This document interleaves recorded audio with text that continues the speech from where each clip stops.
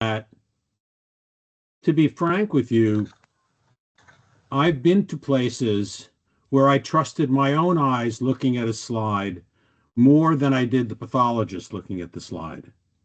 Not every place you're going to go is going to have a pediatric pathologist or pediatric GI pathologist.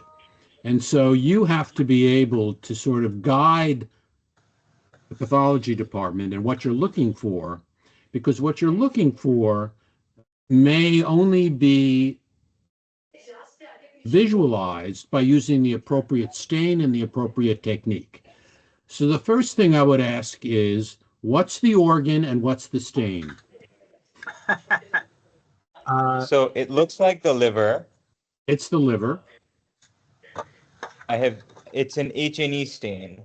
It's not an H&E stain. I believe it may be a periodic acid Schiff stain, but I'm not sure either. Doesn't it look different than normal? Looks pinker. Only? Pinker only? Well, There's some white stuff also. There's some pale stuff also. No color? Well, first of all, the pink is sort of more into the dark pink burgundy look, and normally the nuclei on an H&E look purple. These are bright blue. All right? So this is a PAS stain. All right? Now, what kind of a PAS stain is this? And you should be able to tell me, because you should be able to know what this is a slide of.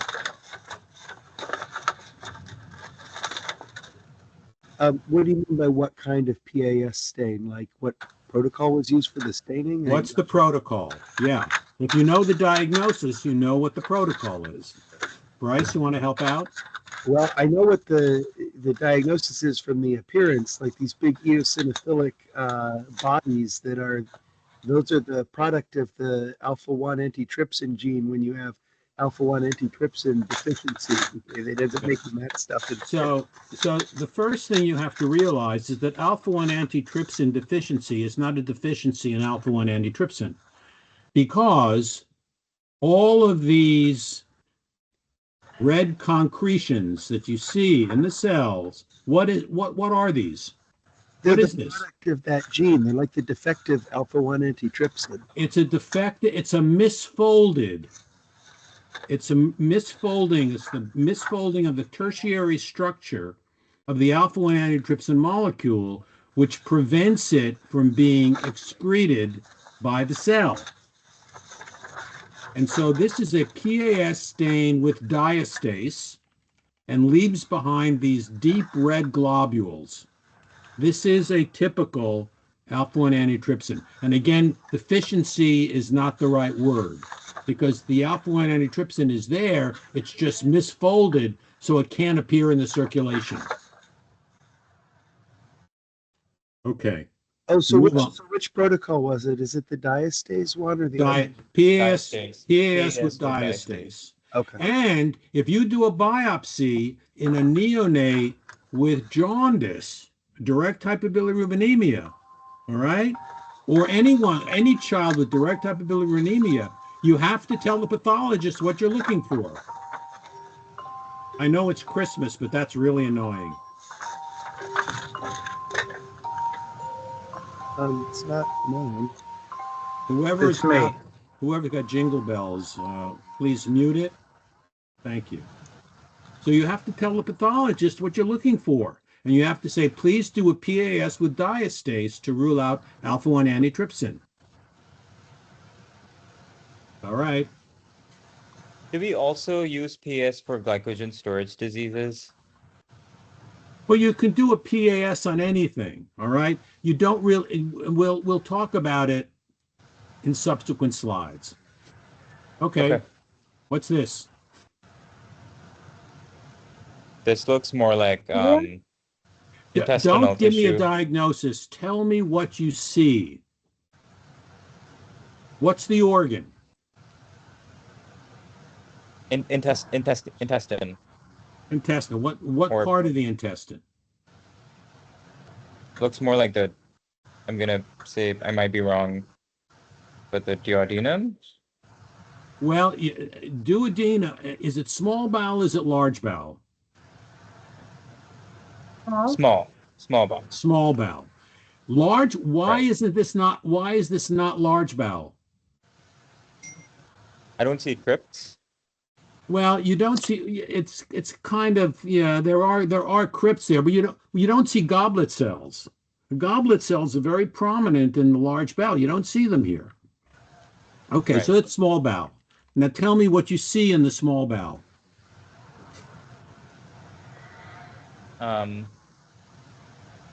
I see these villi-like structures. I'm calling them villi. I don't know if they're crypts or villi or. But let me And then I see give rents. you a hint.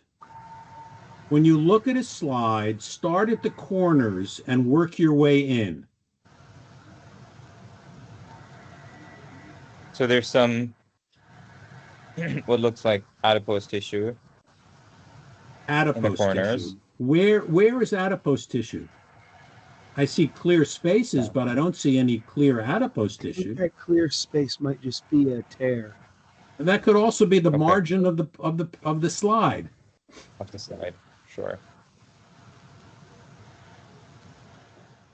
First of all, if it's small bowel, does this look like normal small bowel? No, there's like these granulomatous structures that don't look normal on the Granulomatous bottom. structures. You mean here Yes. and here? What Correct. else can you tell me about this slide? What is the bowel parent? What is the mucosa? And here, this is the submucous muscle layer. What's going on around here? What's going on around it's here? hypertrophy. It's hypertrophy. Like there's Hypertrophy doesn't mean thickening. anything. Sorry, thickening. There's thickening of the I'm gonna call it the basal layer. Tell me what your eyes see. What's I all see of this lots stuff? of purple. What's all the purple? This is too purple. Nucleoli. They're nuclei. They're all right. Right, There are too right. many nuclei. So what gives you Right. too many nuclei in the small bowel? Infiltrate like Inflammation. inflammation. So you've got inflammation in a 12-year-old boy with abdominal pain and short stature and granulomatous structures. What's the diagnosis? Crohn's disease.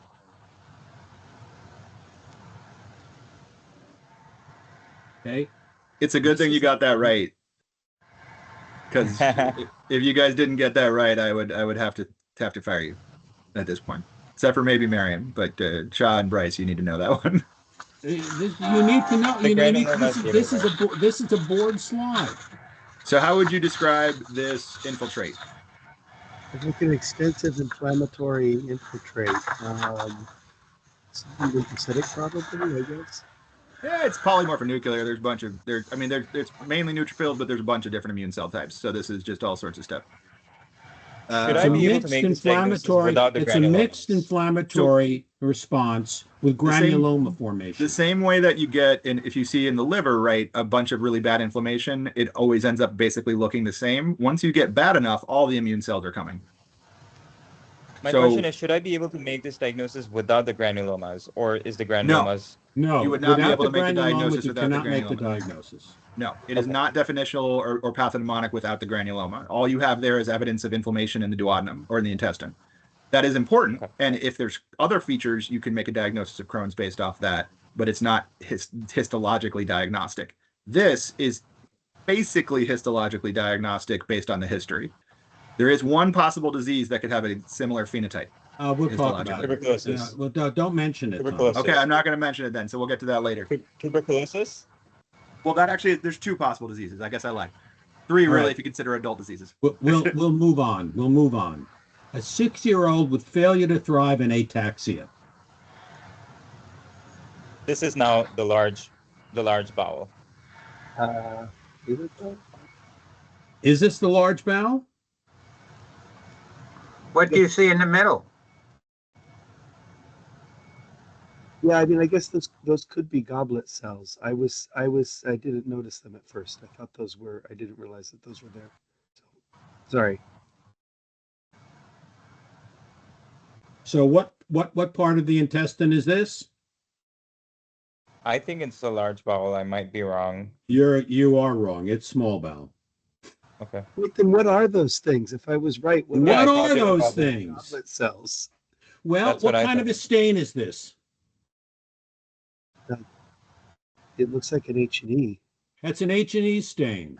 All right. What does not stain on H&E? Oh, it could be fat. Fat doesn't stain on H&E. Where's Okay. all the fat? On Yeah, the top, it's in the xylene. on the top of the slide, like on the top left and the Right, top right. but where is the fat located? On the surface. Right. Give me more specific. Here, look at this. Where is the fat tips. located? At the tips of the villi, or well, I guess it's not a villus, but it's at In the What epithelium. what what are these cells? What do we call these cells? Epithelial cells. Epithelial cells. So we've got fat accumulating in epithelial cells. Does fat normally collect in epithelial cells? No, it's supposed to go into like the lymphatics or the It's circulation. supposed to go. Well, why can't it get into the lymphatics if that's the case? That's probably the disease. Is this telangiectasia or my? Well, lymphangiectasia. Tell me where are the lymphatics located? Yeah, I thought they were in the center of the Right. Anybody? Again, this is a board question. Whoop. Hold it.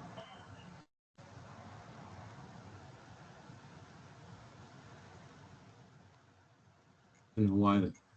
You're going Hold it, forward instead of back. I know. I gotta.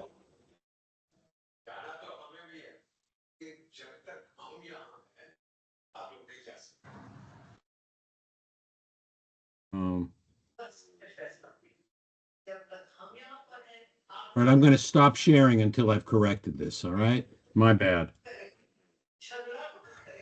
The structure that you saw in the middle of that last slide was indeed a villus. Somebody said it and then somebody walked it back. That was a villi. There was a little strange thing happening to it. It was kissing its neighbor, but it was a villi.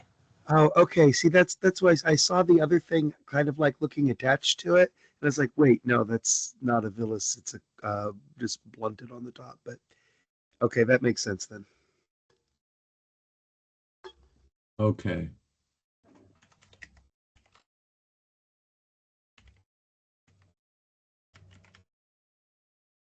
Okay.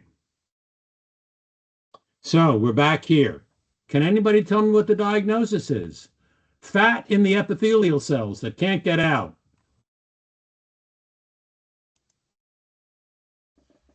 I think I'm going to have to give you my lecture on cholesterol and hyperlipidemias. This is a typical. I'm sorry, go ahead. No, go ahead. Why do you think this boy has ataxia, by the way? Fat soluble vitamin deficiency. B12. Which one? Vitamin B12. B12. Which one? Is Vitamin B12 fat B12. soluble? No, Is it's B12 not. fat soluble? Does B12 No, give it's not. ataxia? Vitamin E. Vitamin There we E. go. Why The is other- vitamin E involved? Why is vitamin E involved in this kid? Because You know, it's a- what does it do downstream if you're not getting it? It's the most hydrophobic of all of your fat-soluble vitamins. So if you've impaired fat absorption, it's going to be the most highly impacted. Where else do we see that? Where do we In see it? We've neonates. seen this. In I've seen it with neonates. each, not with Mariam. I've seen it with both of you guys. In neonates. There you go. Which neonates? Which neonates? the really premature ones? The Maybe NICU placenta? kids who are The one- cholestatic. That's a different correct. mechanism that impairs fat absorption. Okay, so basically, what you need to do is go look up A beta lipoproteinemia and understand, because the problems are beyond vitamin E. Because remember that cholesterol and absorbed lipids are the major components of the myelin sheath. So you have potentially abnormal myelinization as well. All right, what's this? An 11-year-old with cholestasis and normal liver enzymes.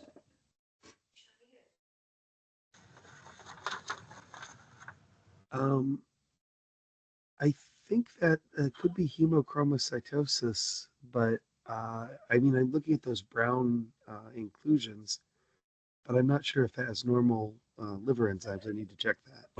Well, I will tell you that this is, I believe that what is this brown pigment? Hemosiderin?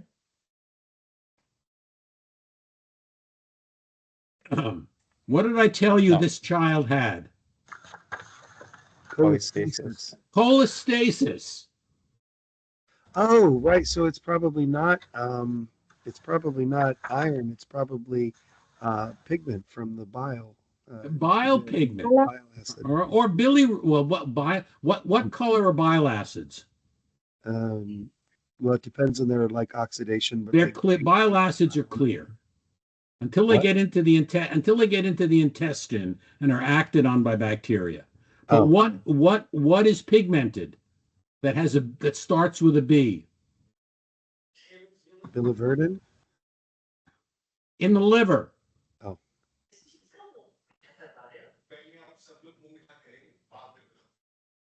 Starts with a B. Yes. You're Bile talking acids? bilirubin. Bile? Bile acids. We're talking about bilirubin? Bilirubin. Oh, okay. Okay. But this child has cholestasis. He's 11 years old, and he's got a normal AST, ALT. And when you biopsied his liver, what did the liver look like? You guys can see the liver. Like there's bilirubin all over. What color was the liver when you biopsied it? Piece of tissue. You don't biopsy anymore, but if you had a piece of tissue, it would be a sliver. But what color would it be is the question that Dr. Schwarz. Pink, red. Brownish more than usual. So the key's Red, there, right, guys? He told you cholestasis and normal 11-year-old with cholestasis and normal AST, ALT. And you can see all this bilirubin. Where is the bilirubin? It looks like it's In the liver parenchyma. But specifically in Where? what? Where? Ducts. So I'm going to interject right now. You guys are really lucky. You know why you're lucky? You're lucky because I'm no longer program director and I'm no longer chief of the division. Because if I were, I would have a noose out for all of you because I gave you this lecture. I don't need a noose. I have really big hands.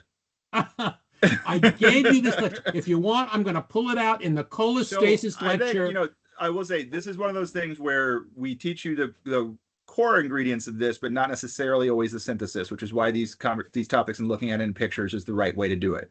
I guarantee you guys generally have at least some knowledge of this and have seen this and have an idea what we're talking about. But Bryce, the bilirubin is in what kind of structure in the parenchyma? I'm looking at it. It looks like it's in the cytoplasm of the cell. It's in the cytoplasm of the cells. Of what cells? What cells? Hepatocytes. There we go. Hepatocytes. Yes. Intracellular So, what does that mean? hepatocyte cholestasis. So It means what's it's happening there? being exported into the ducts where it belongs. Exactly. When you see cholestasis, typically you see ducts that are full of bilirubin, which are not collected in these tiny little vesicles that you're seeing here, but are collected in the duct. So it's just a bigger circle and blob that's much more homogeneous. You don't see this. This tells you that bili is getting trapped in the cells. You also know that this kid does not have hepatitis. So again, that points you towards the answer, like immediately. Now, the color of the liver biopsy, that's a little bit more trivia at this point, so I'm not as mad about that. But you guys think about the system here, right? You are looking at enough livers that you can tell the basic structure of the cell. There is a nucleus, and then there's stuff around it. And you're seeing all the brown spots inside the stuff around the nucleus. And what is the brown stuff specifically? It's conjugated bilirubin. That's been stained because conjugated bilirubin is kind of greenish and yellow. Okay. What you should do is go home and make a table, a 2x2 table. What other disease could have the same correct answer besides Dubin-Johnson? It's just probably 100 or 1,000 times less common. Yeah, we're talking about Rotor syndrome, and There I you also go. Right. showed you that on a previous lecture. Okay. Right. Let's- So the 4x4 would have Dubin-Johnson. It would have Rotor. What would be the other half? What would be the other column? Krigler-Najjar and Gilbert's. There you go. There you go. And the difference is what? It's unconjugated bilirubin. It's bilirubin. unconjugated, and then you have to One know about column is unconjugated. The other column is conjugated. you have to That talk Krigler. You have to know that we're not going to discuss this anymore, but you need to know the difference between Krigler-Najjar type 1 and type 2, and you need to know about Gilbert because Gilbert always appears on the boards. If you write it out in a way that you'll remember it, then you can go backtrack and figure it out if it slips your memory. Okay. A 9-year-old with short stature and hepatosplenomegaly. Notice I said hepatosplenomegaly and short stature. When you hear hepatosplenomegaly, what do you think of? Thalassemia? What kind of disorder do you think of when you have hepatosplenomegaly?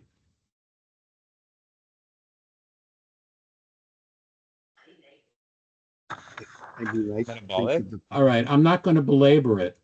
When you have both organs involved like that, you normally think of a storage disease. Yes. Like metabolic, yeah. Okay. All right. Yes. Either in storage disease or you can have overwhelming infection as well. But storage disease, especially a 9-year-old with short stature. So given that, what is this a slide of?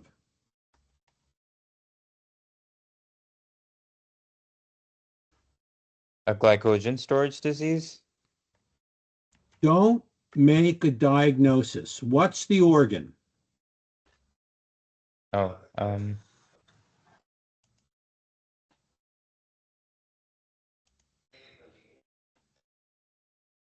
spleen? How many times do we biopsy a spleen?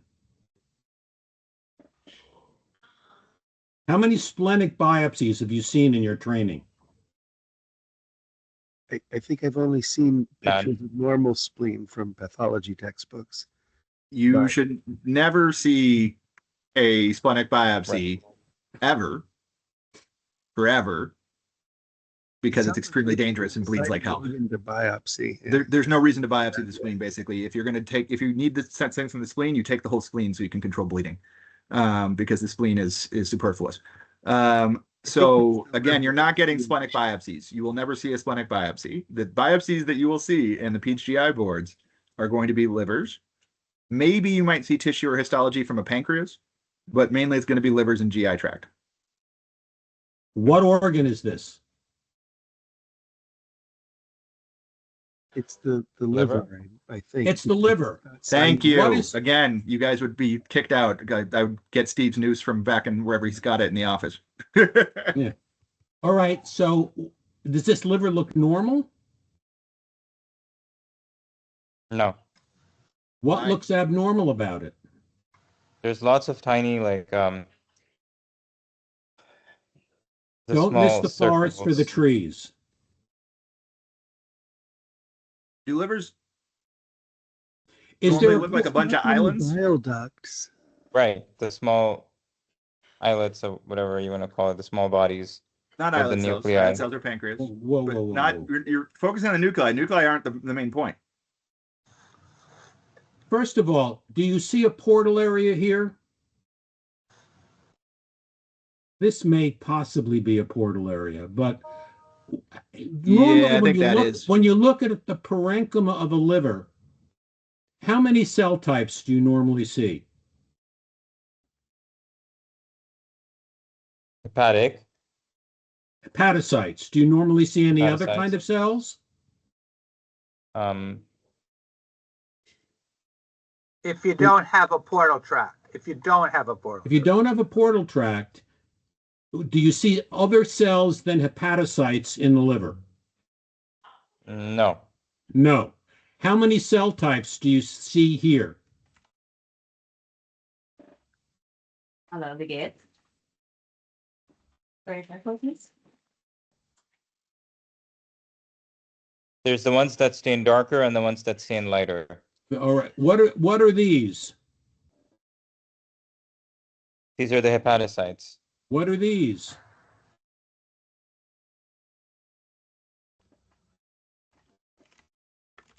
So this is where you need to put on your thinking caps. And 9-year-old with short stature, hepatosplenomegaly, and some abnormal cells in the liver. In the old days, before we had a serological diagnosis, we used to do a bone marrow biopsy and get this kind of a cell. We don't do that anymore because we now can diagnose this without doing it. So Can I guess that it's fat tissue? No. those Well, it is steatosis that you're seeing, right? All that white space Adipose. means that there Right, is so the steatosis. adipose. That is the white space is telling you something's weird, and there's steatosis there, right? But also Right. you're just seeing all these atypical, bizarre cells, and you also have a 9-year-old where hepatosplenomegaly is the main thing you get in there, and short stature. So there aren't that many things on that list, and you should be thinking metabolic just from the prompt. wait, so question. I thought those were ground glass hepatocytes. So that's not what those are. Ground glass hepatocytes, beauty is in the eye of the beholder, and I'll Yeah. show you what a ground glass hepatocyte looks like. Because in any case, this has no similarity to hepatitis B. Yeah. Your immediate response looking at this Right, is right. that this is not an inflammatory driven process, right? Because you're seeing all the steatosis, all this other weird stuff in here. This isn't an infection driven issue. This is something else which is causing some tissue injury. So there are some immune cells infiltrating, but otherwise it's just odd. And so this is not the pattern you see from an infection, which basically, and again, in the liver, almost any major inflammatory attack that's acute results in basically the same picture, which is necrosis and like every cell type you can find from the immune system. I could have helped you out by saying hepatosplenomegaly and a bone fracture. But Yes, the bone fracture might have helped a little bit. But again, hepatosplenomegaly and short stature should be prompting you to think about metabolic diseases, like from the jump. And when you see this kind of picture and you see this amount of steatosis, especially this weird amount of steatosis and the weird pattern, that also is highly suggestive of some kind of metabolic problem in the liver. So I want to interject here. Dr. Wallach said at the outset that this is the best way of teaching. To me, it's far better than giving you a lecture, because what you need to do is you need to go and just look at the very basic stuff about all of these diseases so you become familiar with their appearance and their presentation. And what I will tell you, I always want you guys to learn these things in systems. And, I believe in that heavily because if you retain the basic knowledge of the system, it's far easier to redevelop the other stuff if you forget specifics. But you do just need to essentially, for some of these, Google what it looks like and look at a variety of different slides from validated sources and get an idea just for the pattern recognition part of your brain. Because there are some things that are almost just subconscious where you look at it, it's like, well, that's pointing that direction. And then you start to think, what do I remember about Gaucher's versus Pompeii's versus any other number of diseases that you're talking about. And Pompeii's wouldn't be doing this, but it's worth starting there because even from a test taking strategy, you can probably narrow it to one or two answers. Okay. Dr. Wallach will clearly be upset if you don't get this one. This is biliary atresia Why is it biliary atresia? because it's a 6-week-old with direct hyperbilirubinemia. There's other reasons you could get There's that. other reasons why a 6-week-old will have a hyperbilirubinemia with a bilirubin of So, 9/5, total or direct. Why is it biliary atresia? The inflammatory infiltrate around the. The inflammatory infiltrate is meaningless. Oh, It doesn't help very much. What is the histopathologic hallmark of biliary atresia? I thought it was bile duct paucity, but Bile duct paucity? Dr. Wallach, you want to take over here while I That's go and get a PFIC. Bile drink? duct paucity is PFIC. I'm upset. I'm just gonna go hide. I'm not good at being mean, Steve. You got to do this for me. It's proliferation of bile ducts. Right? Yes. What is this? So paucity Hold it. What is PFIC. this? What is this? What structure is this? I mean, I thought it was a bile duct, but I'm afraid That's a bile duct. What Yeah. structure is Me too, this? yeah. What structure is Bile this? duct. What structure is this? Bile duct. What structure is this? It's cut longitudinally, but it's the same kind of cell type. Bile duct. Bile duct, Right. bile duct, bile duct, bile duct, bile duct, bile duct, bile duct. How many bile Bile ducts would you duct. normally expect to see in this field? Like 4 or 5, 6. Yeah, 3 to 5.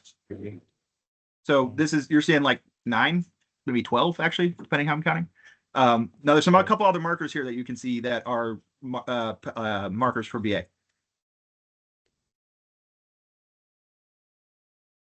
You've got cholestasis here. If you look Yeah, at you got it. bile plugs, right? So those brown spots that you're seeing in sort of the circles around there, those are bile plugs. Here's Is there one anything right here. else? What are the other histologic features for BA? inflammation is a feature. I just looked. It is at a feature, but it's non-specific, which is Specific. why Dr. Schwarz was like, eh. And most of the inflammation early on in biliary atresia is basically portal. And what that actually is what you're looking for is portal edema. This is a very expanded portal tract. Which is what I would actually argue is visible there in the increased intracellular spaces. And look at all of this. This is all biliary epithelium here. The last thing you'll see is fibrosis patterns, but we don't have a stain for that. So you can sort of see that there's fibrosis. Mainly Yes, the way I would yes. say that you can see fibrosis. Huh? If you wanted to see fibrosis, what's the best stain to use? We have a stain for it. I'm saying this isn't stained for that. Now, what is the stain you'd want to use? Trichrome. So I was waiting for them to answer. But again, the go back one slide, Steve. Sorry, I think it's worth pointing at. So look at the Can you pattern see of the the arrow? cells. You Can can you see see the arrow evidence of that I'm fibrosis showing? here, right? Look at the pattern of the cells and look at this acellular pink material. So this is a disorganized cell pattern. And there is like an excessive amount of pink material. You could arguably call this early fibrotic change. It's not as pathognomonic. It's really the Well, portal ducts. here, for example, this Yes, is probably that's what I'm fibrous referring tissue. to exactly, Steve. Yeah. Or if you go like an inch up from there, there's another band of it around the altered thing. And the fibrosis very starts top around also. the this is the way in which the fibrosis works. It starts around the portal and then expands. So what you're seeing there is all very characteristic of BA, but you shouldn't need to get past the number of bile ducts. And you know those are bile ducts because they're not vessels, right? Vessels have a much different structure around them and often have blood stained in between them. And if you look down here, this might be entering another portal area, but you can start, this is a bile duct down here. Yeah, and they're just all clustered and proliferating. It's not a normal organizational structure. It is definitely a very classic BA picture. Is the But fact yes, it is clear. PFIC is bile duct paucity. This is bile duct proliferation. And now if you find the kid later, you might set some other changes that go away. Bile ducts do eventually go away, but that's not in the diagnostic phase. Is there a Okay. PFIC, I think maybe type 4 that has proliferation of bile ducts, or are they all have paucity? There's so many PFICs. I'm betting one of them does. Yeah. It's the classic way I want you to think about it is just to differentiate it that way. Any disease which gives you canalicular cholestasis will give you bile duct proliferation. Yeah. But not So to I do this think degree. I think there are 2 or 3 PFICs that would. Okay. 6-week-old with a direct hypobilirubinemia. What's the diagnosis? This is a trick question. There's again so many bile ducts here that I see. I mean, do it looks not similar see to- one bile duct in this picture. Yeah, I think so. Okay. I mean, again, look where you see what you believe are the bile ducts. Look more carefully. Is it inside of a ductular structure, or is it just hanging out? Hanging out. I'll give you a hint. Not all slides representing the same diagnosis look exactly the same, but they have similar features. Okay. So what's all this? It's empty space. Probably there was fat there previously. That's fat. So there's steatosis. All right. So you see steatosis. Do you see inflammation?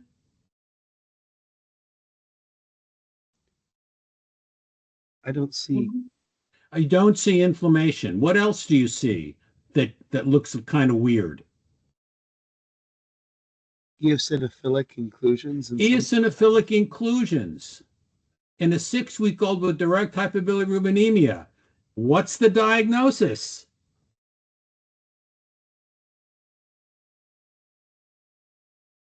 Same one as the first slide. I have a question, Dr. Schwartz. How do I differentiate that white structure from the bile ducts that we saw in the previous slide? Because there are no nuclei. The bile duct should have cells around it, right? This is all within the hepatocyte. This is a collection of look at this. Look at there's more of them. Look at all of this crap. Look over here. Look over here. Okay. Remember, I told you a bile duct looks like a string of pearls. A string of pearls. That's what a bile duct looks like. The cells are very round, and it looks like a string of pearls. Got it. Okay. I'm sorry, go back to that slide one more time, Dr. Schwarz. What you see in the middle going sort of diagonally in the middle, those are also bile ducts. They've been squished because that's part of the condition, and it's a clue. It's bile duct proliferation. Okay. And they're all getting That makes squished sense. because we have developing fibrosis here. Thank you. Well, don't feel bad. My father was a pathologist, so.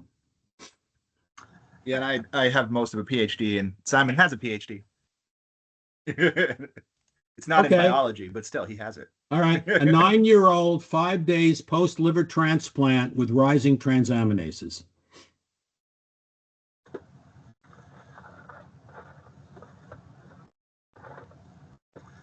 Describe what you see first, and then you can maybe guess what it is. What's the liver? Oh, what's the liver? What's the well, it's liver. All right, It's the liver. all right. So It's- what it- part it of the seems liver? like there's some what part of the inflammation liver here. am I focusing on?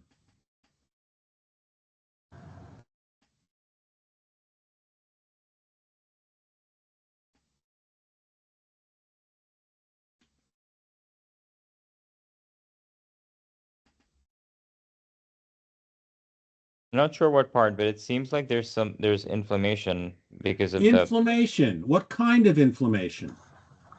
Oh, Is it acute or chronic?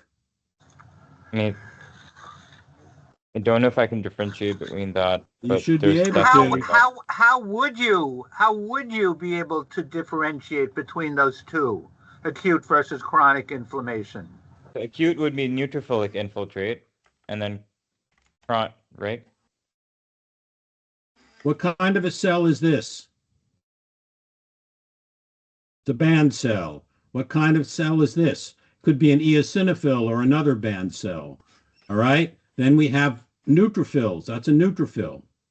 All right. Another neutrophil. And we have lots of, this is a mixed inflammatory picture.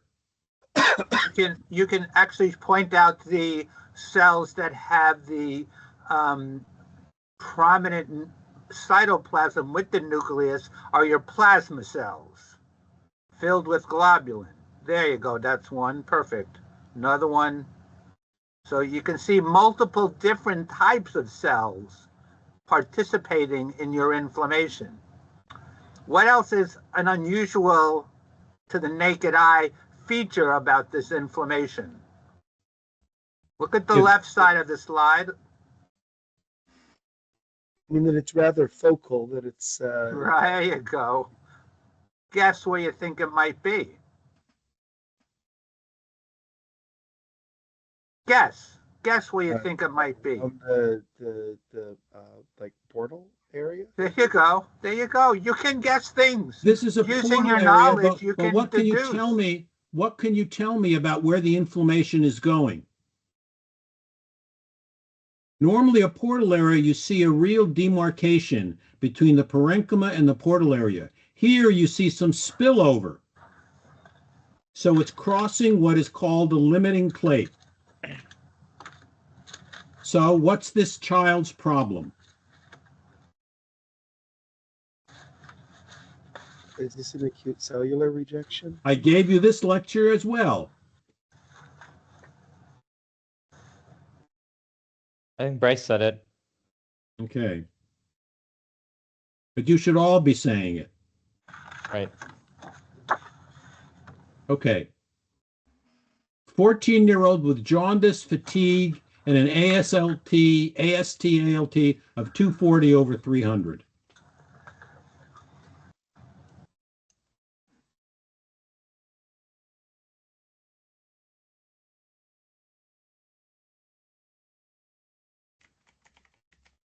Hepatitis?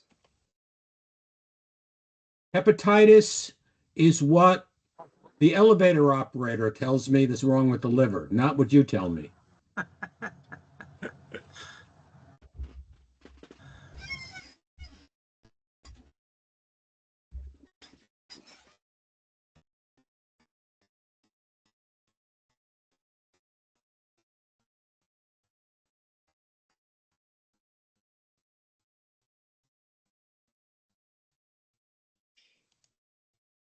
What Dr. Schwarz was joking about is what kind of hepatitis.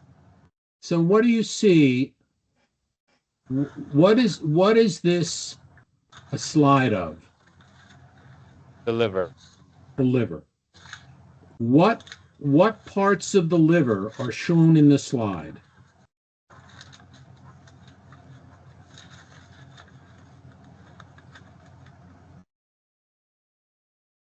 Just don't say capsule. The liver only has two major parts to show on a slide. You can see the portal.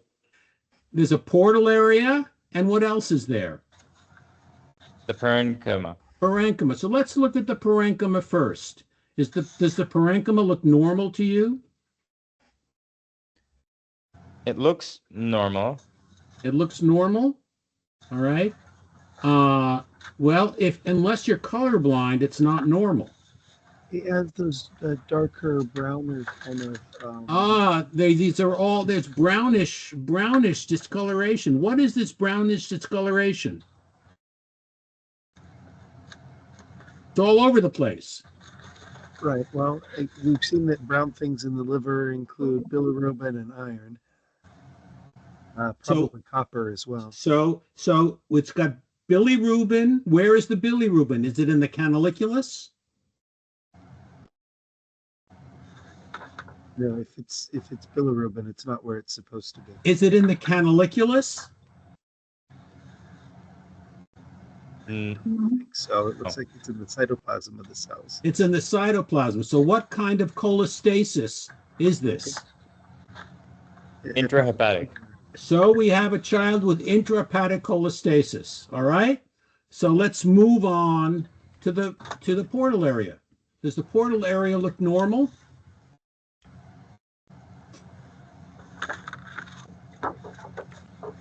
It looks inflamed to me. It looks inflamed. Too many Why? inflammatories. What can you tell me about the inflammation?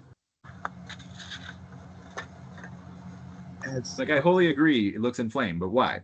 as Just lots of say it out loud for your co-fellows. There's neutrophilic predominance. You see lots of nuclei. Nuclei. Nuclei, right? Yeah, there's way too much purple, way too many nuclei around that structure. What's the structure? That's the portal structure. Right? Is it? Now, if you look real closely, first of all, does the inflammation end at the portal border, or does it invade the parenchyma? It's invading the parenchyma. It It's is invading the parenchyma. Now, look closely. Let's look at these cells. What kind of a cell is this? Very dark nucleus with the cytoplasm extending beyond. This is what a pathologist has to see. It's not always. Here's another one. What kind of cell Plasma is this? cell? What? Is it a plasma cell? It's a plasma cell. Why So do you you know that? have intrahepatic cholestasis, portal inflammation, crossing the limiting plate. The diagnosis is? Autoimmune hepatitis. Because it's interface hepatitis. Sort of. That wasn't a great picture of interface hepatitis. But again, portal inflammation, right? It's lymphocytes at the portal. Now, tell me again, go back to the slide, Steve, because we really got to hammer neutrophils versus lymphocytes. Why is that a lymphocyte? Because of the because What does Dr. the Ramirez was nucleus mentioning look this in like the in a previous neutrophil? slide. It's What's What the does a other name neutrophil for nucleus what's look the like? other name for neutrophil? What's the Yes. other name It's for bi- neutrophil that you all know? Starts with a P. polymorphonuclear. What does that mean when you say It's polymorphonuclear? Science words are literally just direct The nucleus descriptions. isn't just So that is a description of what it's- we're seeing. it has What? many It's shapes. bilobe. The nucleus is bilobe So, in a neutrophil. Bi or trilobe, you get a bunch of weird shapes. Like a neutrophil has a oddly shaped nucleus. A lymphocyte is basically just the nucleus. So you see a tight-shaped, dark cell. A plasma cell looks like a lymphocyte with a big cytoplasm sort of going off into the distance. Yes, So which this is different would than be an just example the infiltrating lymphocytes. So these are infiltrating the cells that are being called by something, and where you're getting called matters too. What would it look like if this was the beginning phases of a viral infection? Like, would they be more spread You out? see in the more body? neutrophils. Well, where did the virus enter the liver from? Does it enter through the bile ducts? No. So it's going to be around the portal, but it's going to be around blood vessels.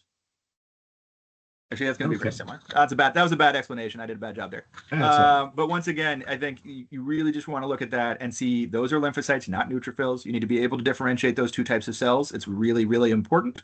It is important in And celiac. It's important in liver disease. It's important anywhere And you because have to that's and in different. autoimmune hepatitis, you have to be able to identify plasma cells. Yes.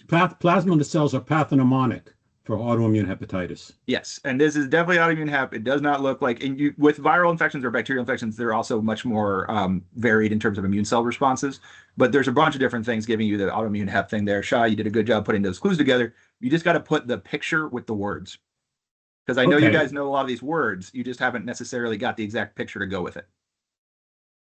A couple more, and then you can all send me a poison pen letter. Okay. This was really helpful, Dr. Schwarz. I really enjoyed these lectures.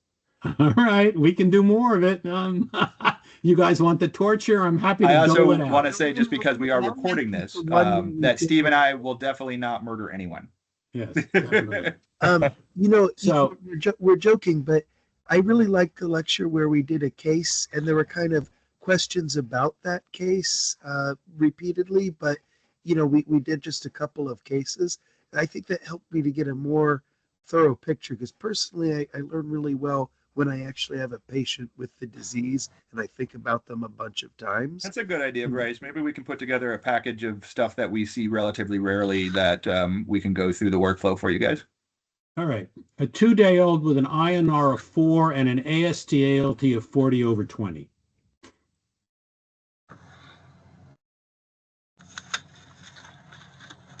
I have to admit right up that I don't know what that stain is. It looks like somebody inverted the video signal on the monitor.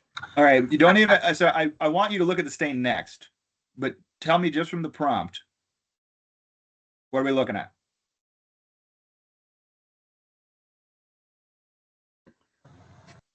This is a baby, a newborn. Tell me, well, how's the liver doing? Is the liver doing good? It's cholestatic liver failure. Okay. You don't know about cholestasis from that prompt. But there's You don't no see any bile. You don't see Yeah, any. you have no report of cholestasis, so we don't know anything about cholestasis yet. I'm saying just the words at the top. You have a 2-day-old with an INR of 4.0 and an AST/ALT of 40/20.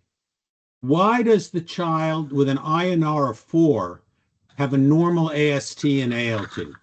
So let's presuppose that this is an INR of a liver origin, not some other weird bleeding disorder. Right. Because it's not hepatic liver failure, it's cholestatic liver failure, isn't it? No.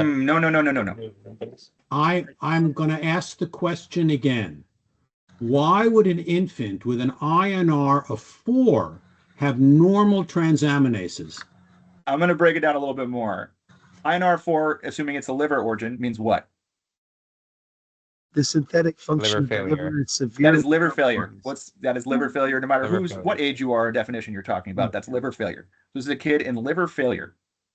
And the AST, ALT are not particularly elevated for this age. Just to keep it basic, how do you know INR of 4 means liver failure? Because it's more than 2.0. And what does that have to do with the liver? Let's be very, very explicit. The liver produces clotting factors. There you go. All right. So the liver is not producing at all, virtually, what it's supposed to be. So now you also know that the AST, ALT, while those are higher than you would normally expect for a newborn, who usually have pretty low numbers, they are still not particularly notable. So what could be happening to have evidence of liver failure? And Shah, I want to talk in a second about the difference, what like cholestatic versus hepatic liver failure, because it's not, it's a rough term. I think it may be misunderstood here. How could you have a liver failure but a normal-ish LFTs? Okay, cut to the so chase. I'll tell us, well, you talked about chronic pancreatitis before, right? What happens in chronic pancreatitis once you've wiped out the pancreas? Can you get a good lipase? A child with an INR of 4 and normal transaminases generally means they ain't got much liver left. Yes. It means the liver is fried. The liver has been destroyed, probably cirrhotic. And what is this staining? What is all of this?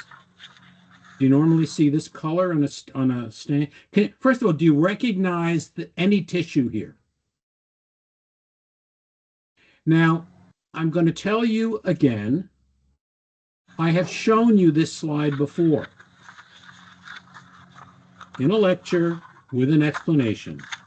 And I will tell you that you don't need the slide to get the answer. And you don't need the slide to get the answer. Acute liver failure, newborn, normal transaminases, neonatal iron storage disease. So we've sort of renamed this, and so you might see it on the boards as gestational alloimmune liver disease. And so this is GALD, used to be known as neonatal hemochromatosis, but it's not the same thing as hemochromatosis. It is an alloimmune, meaning mom's antibodies attack I'm blanking on the word. Why am I having word find difficulties about hepcidin? Hepcidin. Wow, yeah, it was hard.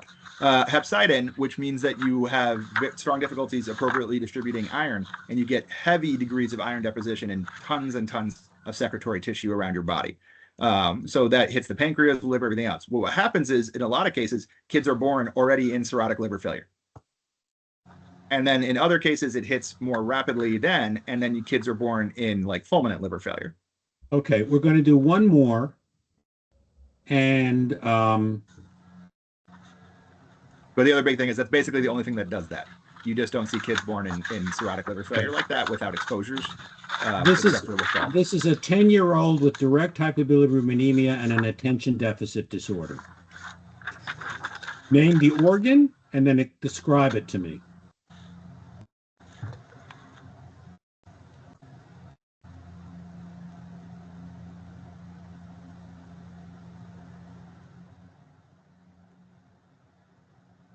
Liver? Liver. Listen, if it says direct hypobilirubinemia and someone's going to do a biopsy, we're not doing a small bowel biopsy. We're doing a liver biopsy. This is a liver biopsy. Does the liver look normal? I'm going to say no. You're going to say no? You better say no. That is a correct answer. You better say no. Give me some details about why no. Okay, so there's a lot of fibrosis Oh yeah. Kind of What do you say that for? that I You're can right. see. Like right in the middle, on the left, Yeah, on the look top at left. this. This is everywhere. Are all there fibrous acellular tissue. structures normally in the liver? The answer is essentially no, not that you're going to see in a histologically remarkable way. So you are not going to be seeing things like this. So that's clearly fibrotic and highly Look. disorganized. Oh, Gave it away. I mentioned the other brown thing in the liver. You did give it away. But I see the fibrosis. I mean, that's a good start. You're noticing the disorganization, the fibrosis. The other thing I would note is there's quite a lot of inflammatory cells infiltrating. What's this? And What's this? This is a bile duct. What's this? Bile duct. What's this? Bile duct with the Bile finger duct. froth So around it. there's a suggestion here of possibly some bile duct proliferation, just to tell you and show you that not all bile duct proliferation is biliary atresia. it'll be a reactive thing from any canalicular jaundice, as was previously said. So, But- But if you were to characterize this whole picture and you were going to say what this liver was like, you would say this patient has something that begins with a C. Cirrhosis. Cirrhosis. Why cirrhosis? Cirrhosis just defines disorganization of the normal hepatic architecture. And this is certain. You don't see any clear cords, liver cords here. This is all this. You see islands of hepatocytes surrounded by what looks to be developing fibrous tissue. You so what does that also suggest see, to you about the disease that's over. going on in the background? you also see intrahepatic cholestasis. That's Right? the cholestasis. All right. So you've got intrahepatic cholestasis, you've got cirrhosis, you've got fibrosis, obviously, in a 10-year-old with direct hypobilirubinemia and an attention deficit disorder. What are the other studies you're going to get on this patient? Immediately. Copper, What kind of what? ceruloplasmin. What? You're going to do a serum ceruloplasmin. You're going, since you have the biopsy, you're going to do copper content, right? And you're going to do this. You're going to look at this. And what is this? Lamp examination in case it's not Kaiser-Fleischer rings. Okay, but I'm going to be annoying here. You said this is a 10-year-old? 10-year-old. Is this a real 10-year-old that you saw This is a real 10-year-old. that had this degree Yeah. of damage already with a visible KF ring? Next time I'll make them 14, make you feel better. And they had a visible KF ring? Well, no, this one did not. Okay. This is not. This is not. I will say I've never seen a KF ring. Except And I've seen like probably 50 patients with the Wilson. reason I do this, any child with Wilson disease who has neurological symptoms has a high likelihood of having Kaiser-Fleischer rings. But you're right. I should make this a I mean, like, 16-year-old. I mean, even with like, I've seen plenty with like anxiety or depression stuff that I would probably relate to the Wilsons that they didn't have the ring yet. Yeah, It's just like I should make the child older, but you don't need it to make the diagnosis. no. There's general hints from everything else. What I want to be clear about is, you know, when I teach about this when we're doing clinic, right? Like under 12, I often won't get Wilson's or hemochromatosis because the statistical likelihood that you've accumulated enough metal to damage yourself that bad is low. Now, I'm not going to go, we're going to stop here, but for Dr. Schroeder's benefit, these are ground glass hepatocytes. Thank you. So I guess it is a subtly different appearance. It is, and pathologists just love saying ground glass about stuff that doesn't always look exactly like ground glass.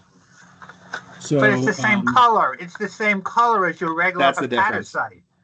It's Right, the same right. color as your regular hepatocyte. That's Whereas a key feature of the whereas ground the glass.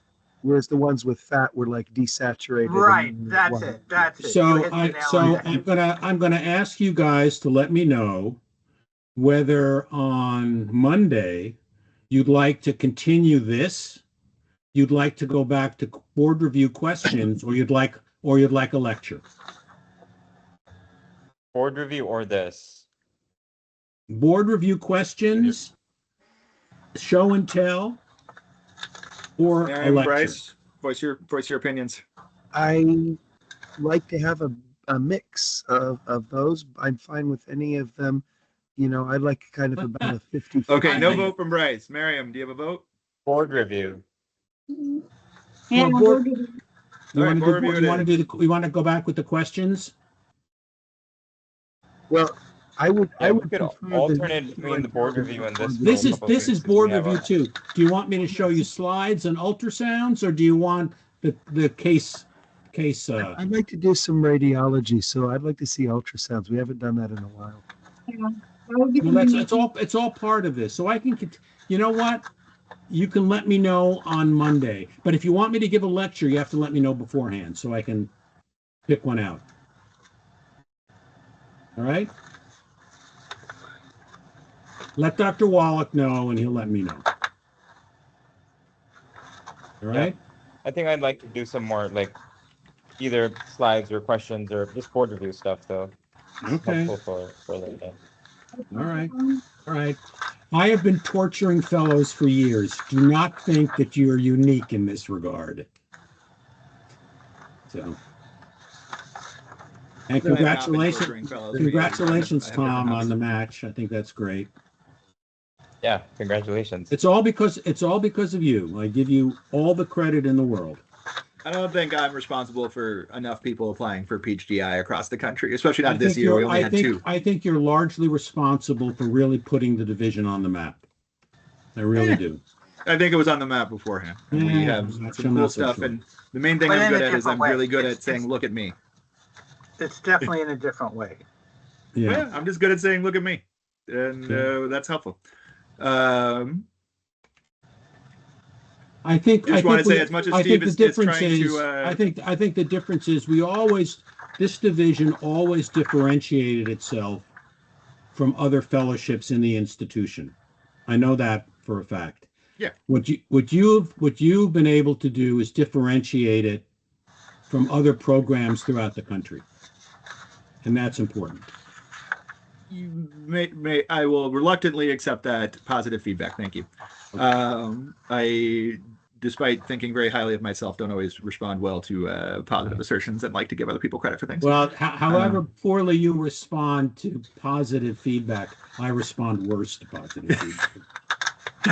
So, speaking of positive feedback for Dr. Schwarz, as you guys got an email from me yesterday, we're starting a fund to try to develop a basically the ability to get an endowed fund to to be able to generate from the interest revenue grants every year that would go to pediatric investigators in our department. It wouldn't be just GI; it'd be all peds.